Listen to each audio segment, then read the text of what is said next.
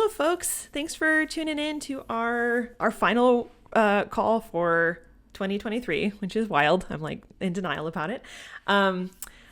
This is a pre-recorded talk that Kayla and I are doing to delve into the topic of art and layout in tabletop.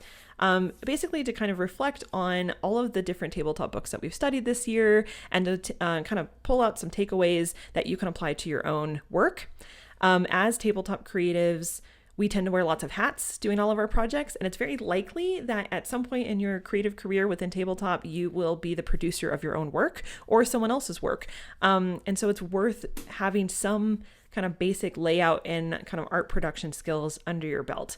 That said, we know that it's a whole different skill set. I mean, Kayla has a degree in all of this. I mean, this is like people's entire careers doing just art direction or just layout. So it's okay if this topic feels kind of daunting. We think that it's really valuable to have just some foundational knowledge of it and to know some best practices that you can make use of. But no one's expected to be like kind of the best of every single step in the tabletop creation process. So give yourself some grace over that. But that's kind of why we wanted to do this call, because we want to delve into some just general best practices and some tips based off of the books that we've studied this year, and just kind of some industry analysis of the covers and the layout and things that are really effective, so that you can use those in your own projects. So Kayla is here with me, and Kayla is our director of comics at Storytelling Collective. You've met her this year through our art and layout talks through Bookwyrms, and she was one of our guest speakers for Adventure Writers Academy. So hello, Kayla. Welcome. Hello. Hello. Hello. Thank you for being here. Yes. Okay, so let's just delve into a couple of kind of general topics that come up a lot for tabletop creatives. The first one is cover design. We get questions all the time at the RPG Writer Workshop about cover design. How do you design a cover? What's kind of the best approach for a new independent creative to, take when they're doing their cover for their module? Well, and everything I'm going to speak about during this, I feel like people are going to see it's me and be like, but you draw. So this is like, I can't do art. I'm on a whole other level than you. I'm going to speak to you about like, you don't need to draw, because there are lots of covers that I have created even for Stoco that I did not draw, because that takes a lot of time, and my time costs money to myself as well. Yep. Like that, sometimes I can't afford myself, and that happens. So there's been many times that I've approached this without illustration in mind. So that's how I'm gonna kind of speak about this. And also we can touch on working with an artist if that is something that you choose. But I feel like a lot of times when we have talked about cover or layout or illustration in these Bookwyrms chats, people are coming from a place where they're new and they don't have the money to afford an artist. So I feel like you and I kind of focus on how you could do this all on your own. Yes. So that just as a warning, I'm not going to talk about me drawing anything. So don't worry. But cover design, I think that the biggest thing to always consider when you are thinking about a cover is, how can I distill the contents into some sort of image? It does not, no matter what that is. And how can I make it look effective from far away? Which sounds kind of silly, but you have to think, it's likely that you are going to be putting this up on DM's Guild or Drive-Thru, or it's going to show up in a tweet on someone's like scrolling on their phone. It needs to look good when it's small, or people are going to pass it by. So those are just honestly the main considerations. There's no key color to use. There's no secret formula there. It's just those need to be your main concerns when you're moving forward into it. And then you need to think about how you can execute that. I think that there are ways to pull stock art with that in mind. There are ways to just create something in MS Paint if it's a little magic sigil. I bring that up a lot, but I have an example where someone did that and it rules. Like I saw this on the homepage and I clicked it immediately, and it's the simplest thing in the world. So those are honestly how you can kind of start out. And that's the key for any cover, is like the text needs to be clear. The iconography needs to be clear, and it needs to be graphically not jumbled. Like, I Yes. don't want to, like, that's why that's one of the many reasons we are anti-AI art, because Yeah. all of those covers look jumbled Yeah. and nonsense. Also, ethically, it's not cool, but it also looks bad. So, but let me share a few examples of what I'm talking about, because I Hmm. think that always helps to kind of go a bit visual with it. Um, while Ashley and I were kind of prepping for this, when was that? Last night? We were talking about it. Mm. This one came up on the homepage for me. And obviously I knew it was Lord of the Rings, and that helps. But this is such simple cover design that I feel like Hmm. anyone could do. Yeah. It is likely they got that Elvish and everything from a royalty-free graphic, some sort of thing. It's a vector, it's like a little vector graphic in a circle, and then they Googled like paint splatter effect and put that on top. Hmm. And that's it. But this is a very good example of something really simple and effective from far away. I probably would have made the text a little bit Yeah. more visible overall. There are some critiques to be had there, but I will say when I was like looking at the homepage, I immediately was like, what is that? Because it stands out so much from everything else around it. Hmm. Everything else they tend to be these like really intense illustrations. Candela Obscura does this too. Hmm. That is a very simple, effective, iconic cover. Um, that I don't know, in a sea of everything looking as busy as possible, I'm gravitating towards these. And it's such an approachable cover design tactic. Hmm. Like, I think that people should never rule this out. I know that we kind of look at things like Chains of Asmodeus and things like that, and they're like, wow, that looks really cool. And that is like the guy from inside the book and blah, blah, blah. But maybe you can say less and Hmm. thereby saying a lot more. Like, this is just the title, but I can immediately tell that the contents of this book are probably steampunky in a way. It's probably dark. There's, it gives you a vibe immediately, and it doesn't do a lot. So I don't know. I love these. Hmm. And I do like the Candle Obscura one, but again, there's some critique to be had there, but we will not dive into that. I just kind of wanted to show these because it's interesting that they're all on the homepage, and they're all the top Right. most popular best-selling. I know some of the subject matter obviously has to do with that. It's not always the cover design, but when you're scrolling through this, Hmm. there's just everything else kind of becomes noise in a way. Um, and I think there was another example that I had here. I loved this one, this one is an illustration one, but this one I kind of thought was effective from the perspective of if you can save up like less than $100. I think and you can find an artist easy to do this for less than $100 Hmm. and use it on the cover and in the interior. And something like that, just a simple, does not have to be super highly rendered. Just a simple one is going to be very effective on the cover. And again, it's bold use of text, really simple graphic. And I feel like that would be a very approachable thing if you had a little bit of a budget. Yeah. So, I mean, there's and I think, there's tiers to this. It's like when you could start with something really mhm. simple and a freely available resource, and then for your next project, you can level up a little bit and commission an artist to do a simple illustration like that, and then you can kind of go from there. But yeah, I feel like this one is like on a small size. It's so readable, and very eye catching. Mhm. And I think I had asked if you had any examples, and you'd sent One Night Strahd, which I think that this is like the next tier up from the other two. So we have like the really simple, designy one, like even Candle Obscura, I think is approachable by Mm-hmm. anyone. I would say this tier is kind of like you only need a very small budget, I think, to make this one happen. One Night Straw, this is definitely working with an illustrator. Like if you have that capability to work with someone, and is a beautiful example of a really simple, effective cover. Limited color palette. Mm-hmm. This is the best example of a title, I think, out of all of those. Like I could read that if it was like a centimeter tall. It's very good.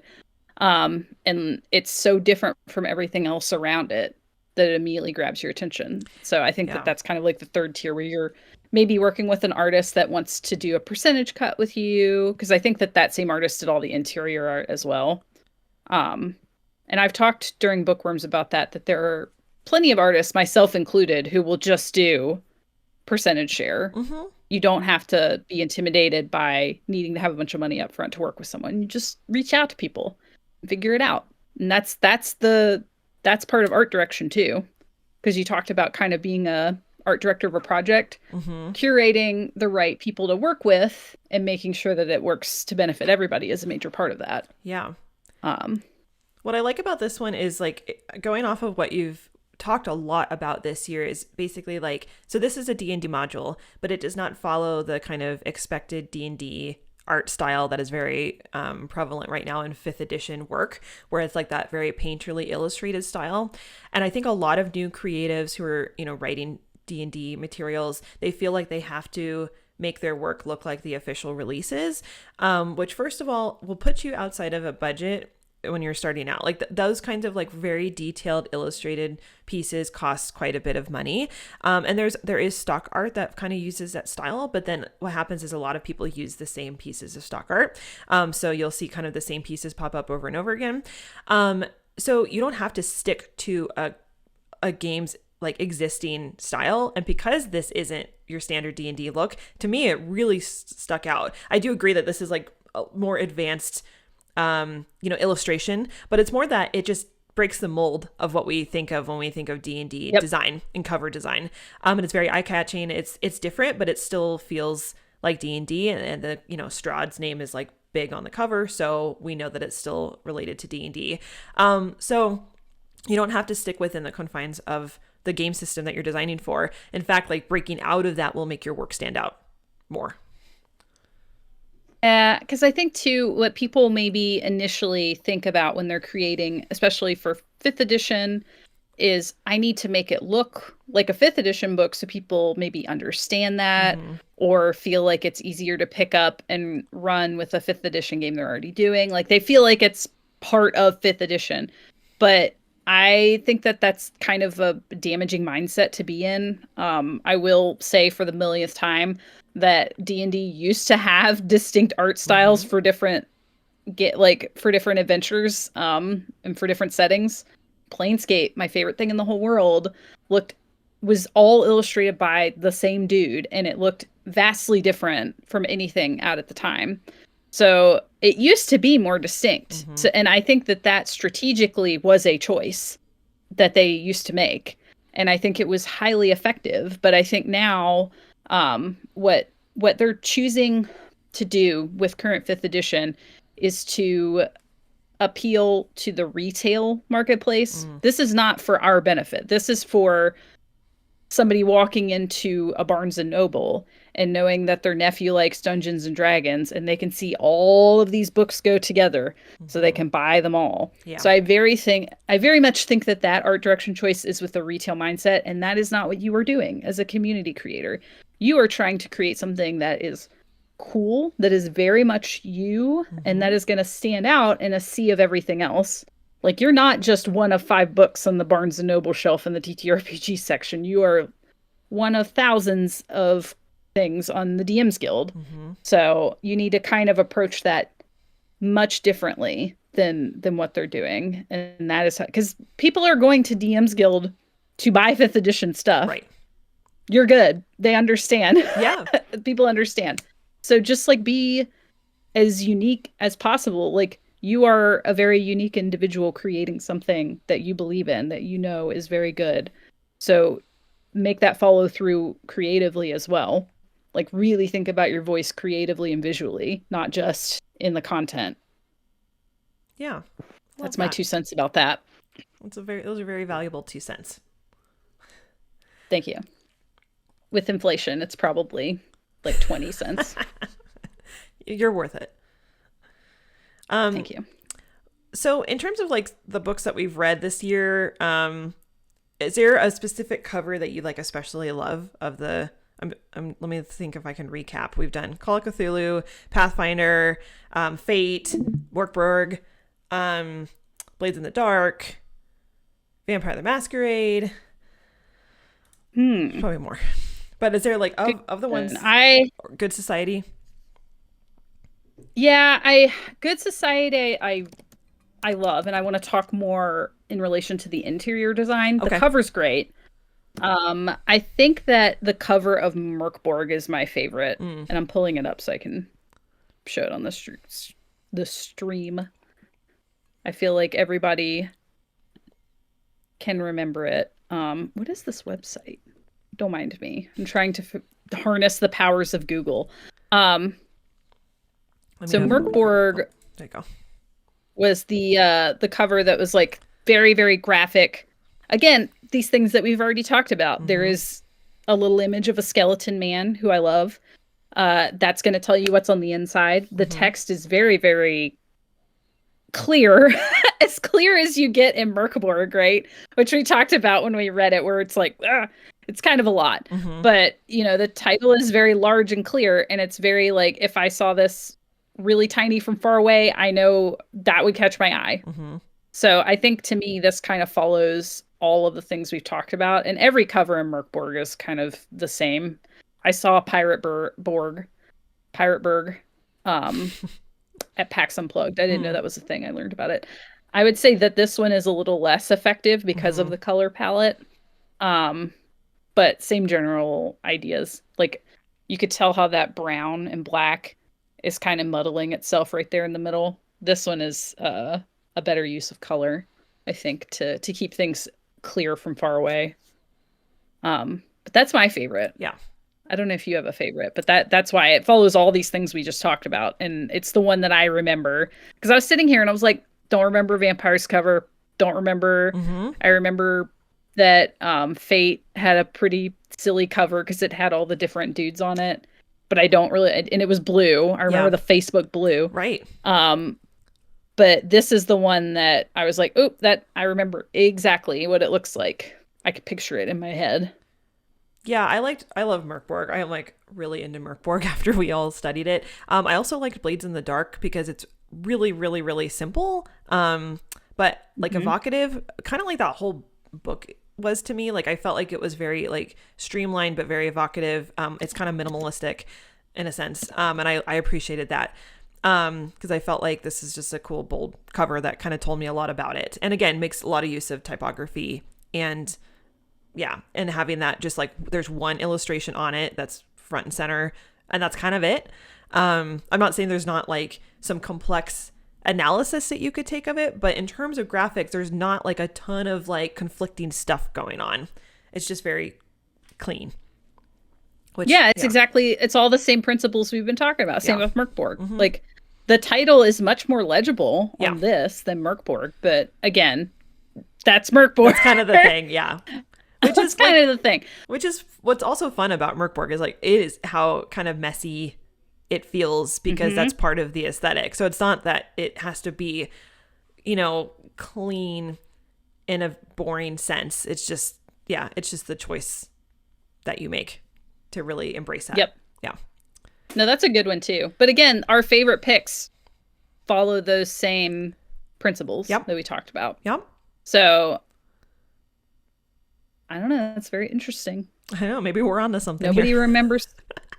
I still don't remember what the Vampire the Masquerade one is. I was like, it's probably a magazine collage. No offense. Well, that is kind of that's a good segue now into that's the aesthetic. Yeah, that's the aesthetic, and that's a good segue into interior design. Not interior design in terms of home design, interior layout design. Because I feel like there's some kind of similar best practices that can be applied to actually doing the interior layout. And I think people get really like, I just got this question again this week from someone who's designing their module for, I think it was Call of Cthulhu. And they were like, how much spot art do I put in? Like, how much like decorative page elements and stuff do I put in? So for interior layout design, what are some just kind of very basic best practices that people can remember when they're putting their content into layout? I think that the main thing that applies to every aspect of design, and you and I have talked about this because we used to work together at our day job doing this, is that the text and the images need to stand alone and also actually enhance the other.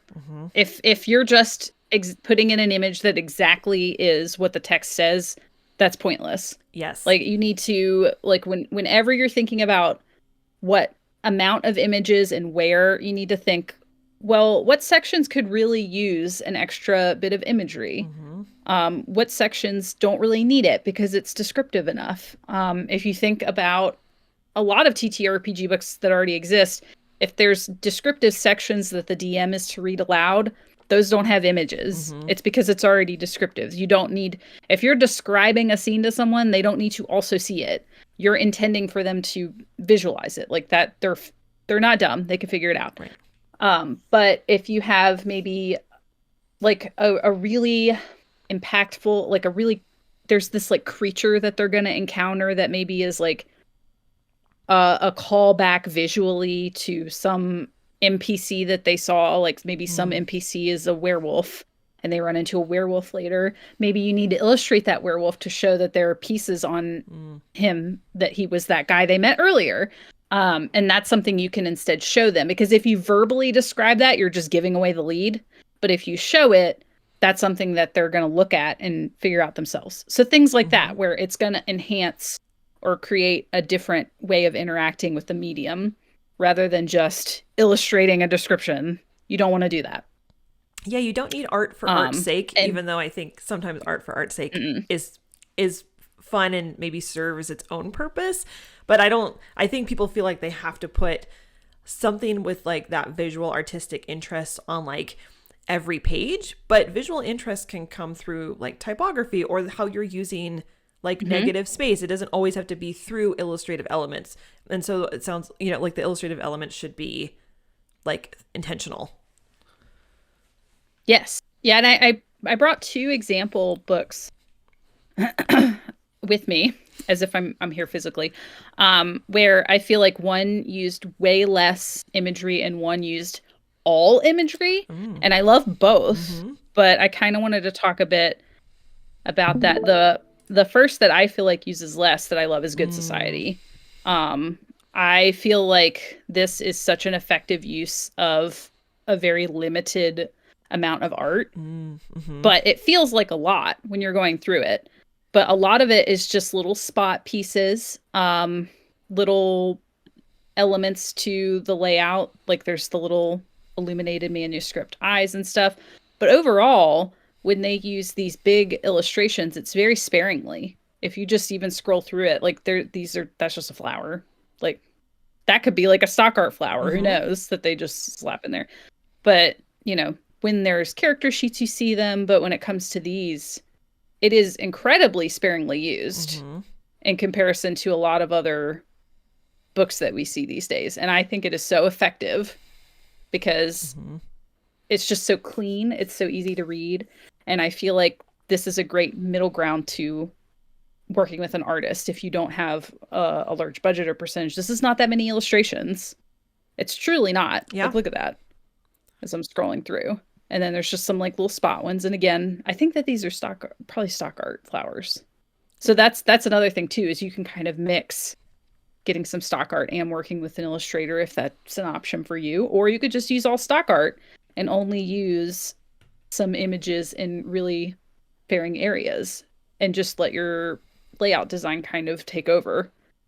I love and the I think it's a very, very good example of that. I love it. Yeah, it's so unified in the way, like, they really focused on, rather than the illustration representing the setting, it's the layout design, in my opinion. Like, when I think of this book, I think about the fact that it looks like a little novel. And I think about the color green. I just remember this color green. I don't really think about these illustrations very much, to be honest.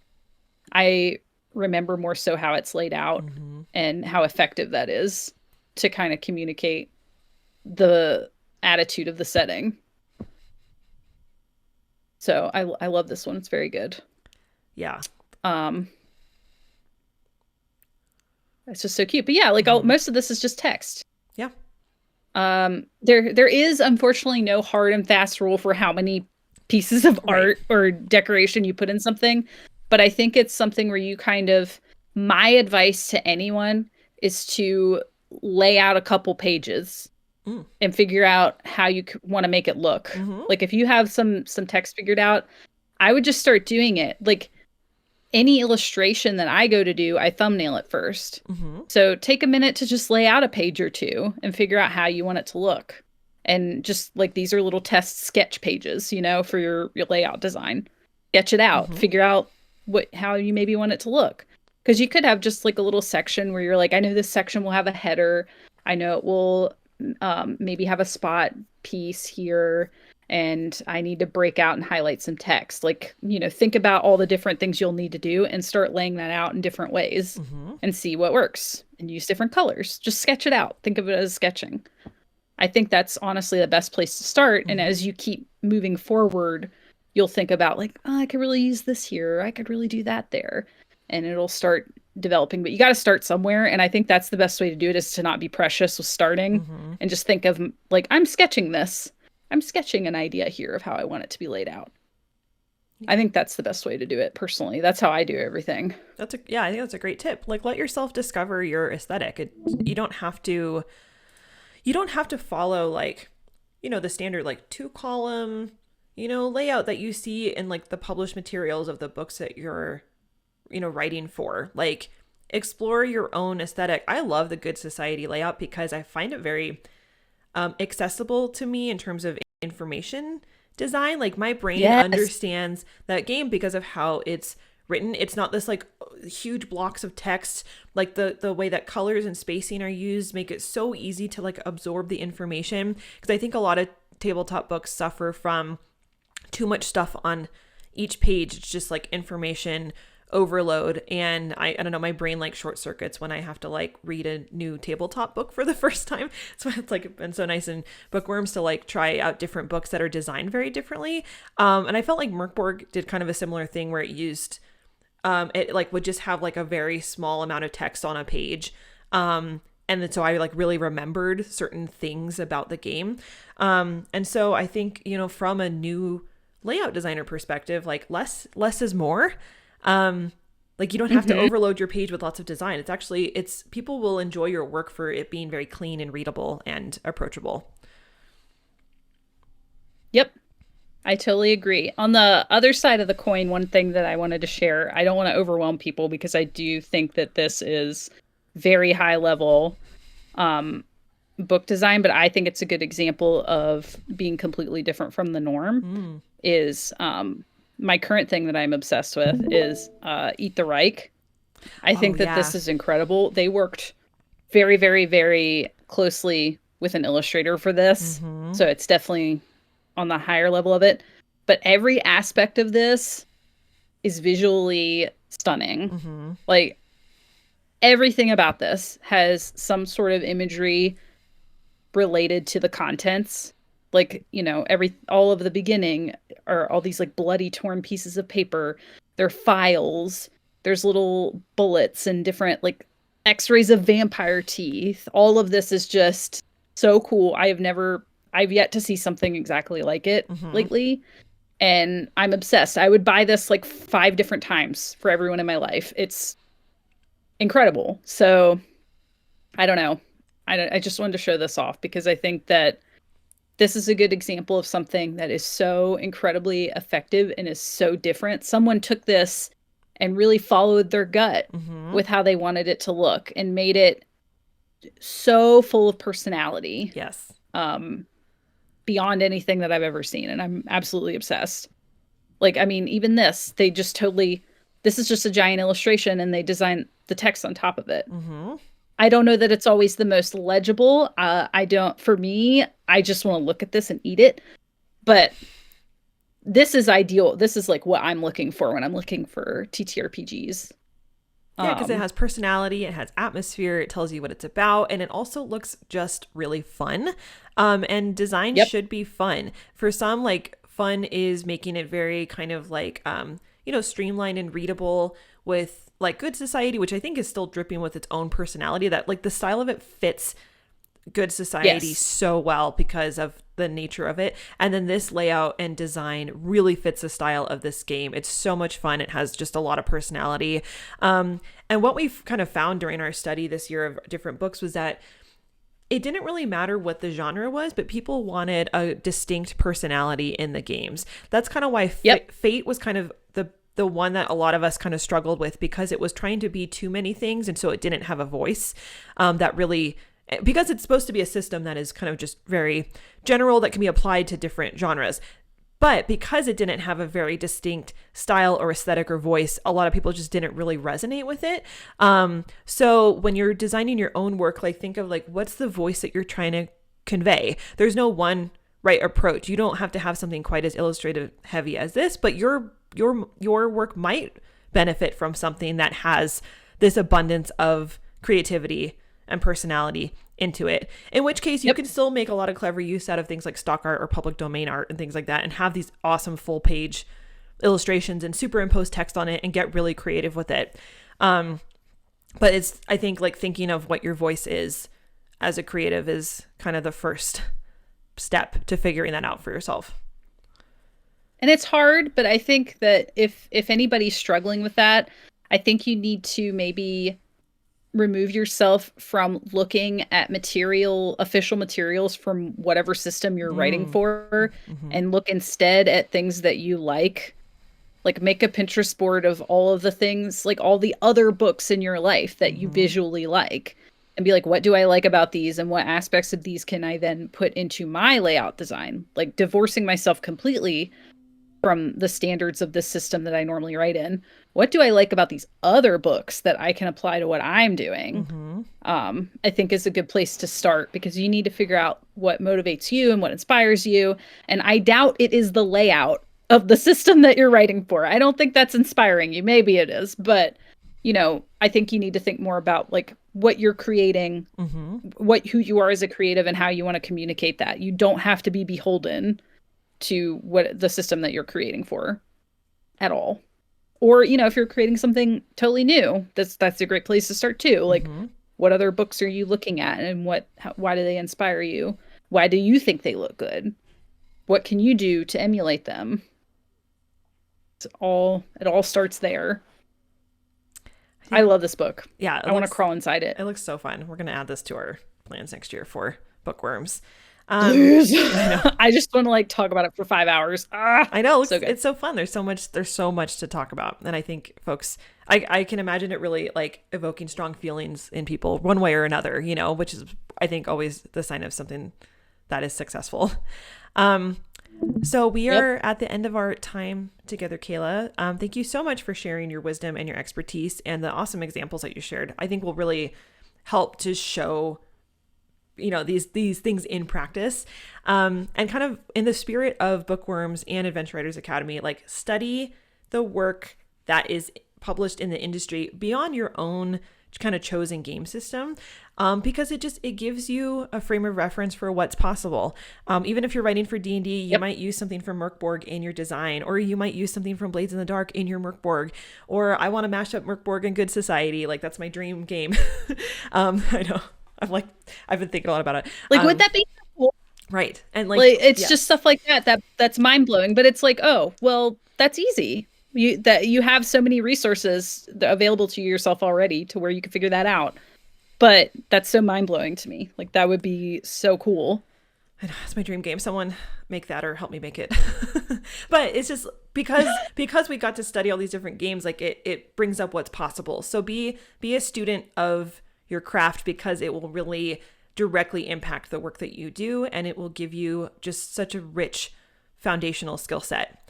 So that concludes our talk today, but we'll have Kayla sharing lots of wisdom next year with all the fun reads that we'll be doing. We're going to have Kayla back as an Adventure Writers Academy mentor as well.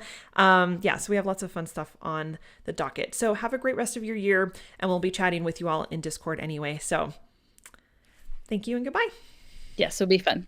Bye.